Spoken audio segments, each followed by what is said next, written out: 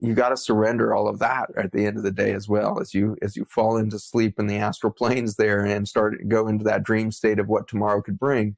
If you start to imprint the past upon the tomorrow, you're again going to fail to realize a transformational event.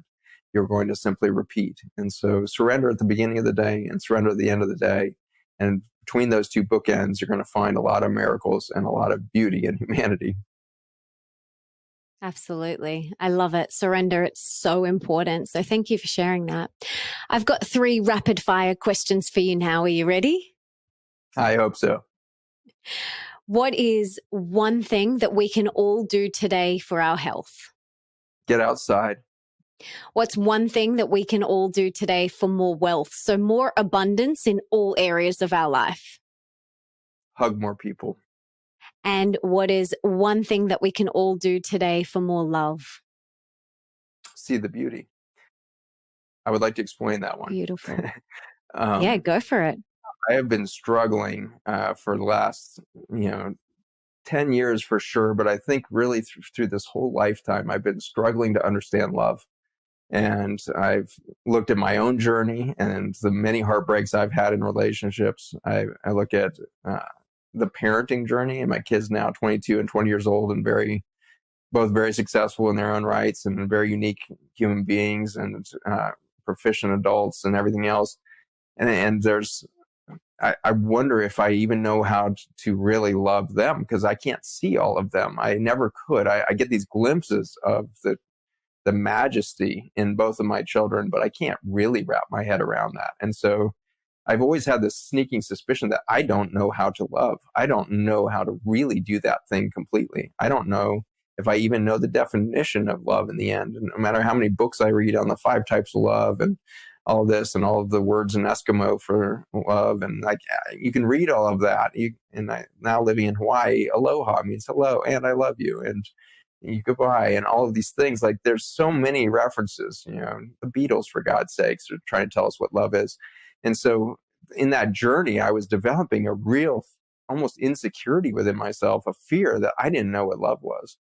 And I actually lectured on this, like basically begging for the answer. And this past year, one of my colleagues and best friends, Patrick Gentempo, a brilliant chiropractor and philosopher, has been on an extraordinary journey with his wife, understanding plant intelligence and the intelligence of the ethers around us and all of the entities and angels and all of this far out stuff they've been diving into hard. And he keeps getting messages from the other side of the veil for specific people. And I was so blessed last year when he called up and said, I've received a message that I'm supposed to tell you, but I really want to tell you this in person. So it took me about 6 weeks before I could fly over to Utah and connect with him. And we'd spent 24 hours together and played some music and hung out and did some hikes. And then right before I was going back to the airport, we went out to breakfast together, and we were sitting at this table. And he hadn't mentioned it at all, the conversation or the reason that I'd shown up for throughout that 24 hours. And as I sat down, he began into this with the sentence, "Tell Zach that humanity has made a mistake in its belief that the fabric of everything is love."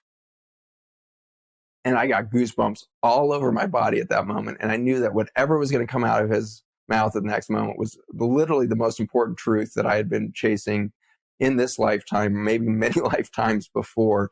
And I was just like in the most incredibly heightened state of anticipation for that next sentence. And as soon as he said it, I started to bawl.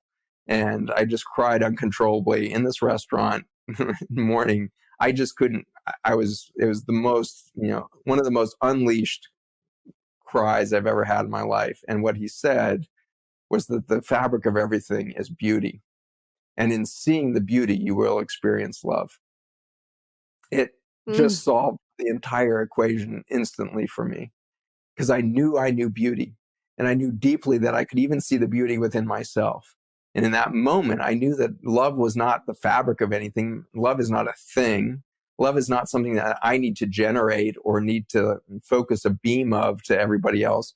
Love is the experience that I'm going to have in seeing the beauty of Mother Nature, seeing the beauty of the smile on my daughter's face, seeing the lines in my son's hands as he sets down his fencing sword, whatever it is, like these little details in my children that I can start crying. I'm sorry, but these little details that the human mind will capture of that parenting journey. The first time you see your child, the first time you see that kid touch another human being with intention and kindness, these little glimpses of them, there's just such extraordinary, exquisite beauty in there. And that solves for what is love. Love is the experience of being witness to their beauty.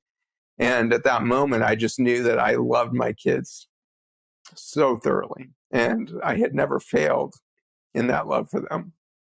I had never failed to love my wife and children and mother of those children. And even in our divorce and her discovery of her soulmate, as I walked that journey with her, I found out I could love her even in that, because there was beauty in what she was experiencing, the truth she was telling me during that time. And I realized that in finding my wife of today, I could see her and recognize her from a great distance, because I was recognizing beauty that my eyes had been blinded to before, and she could see the beauty within me without me opening my mouth. And we started on a journey into love without the heady, belief that we were going to create this love, or we had to make sure we were in love enough.